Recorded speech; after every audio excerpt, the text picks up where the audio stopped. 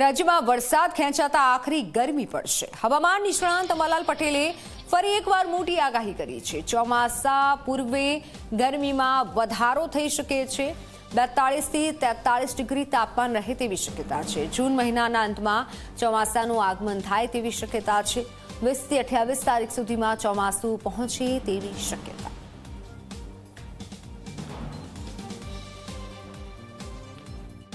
હવે ધીરે ધીરે ગરમી વધશે।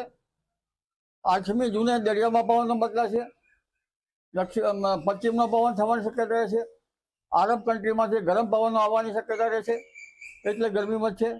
હમણાં ચોમાસા પૂર્વે લગભગ મહીસાગરના ભાગોમાં મહત્તમ ઉષ્ણ તાપમાન 43 ડિગ્રી 43 ડિગ્રી સેલ્સિયસ જેવું જવાની શક્યતા રહેશે અને લગભગ અમદાવાદ ગાંધીનગરમાં પણ ગરમી રહેશે। અમદાવાદમાં પણ 42 ડિગ્રી સેલ્સિયસ ઉપર જવાની શક્યતા રહે। ગાંધીનગરમાં પણ 41 ડિગ્રી સેલ્સિયસ એની આસપાસ રહેવાની શક્યતા રહે। ઉપરાંત ઉત્તર ગુજરાતના ભાગોમાં, બનાસકાંઠાના ભાગોમાં વગેરે પણ 43 ડિગ્રી સેલ્સિયસ જેવું મહત્તમ ઉષ્ણ તાપમાન જવાની શક્યતા રહે। ક્યાંક તેનાથી ઓછું પણ થઈ શકે। મહીસાગરના ભાગોમાં ગરમી રહે તેમજ પંચમહાલના ભાગોમાં પણ ગરમી રહેવાની શક્યતા રહે, એટલે હવે ગરમી ધીરે ધીરે વધવાની શક્યતા રહેશે।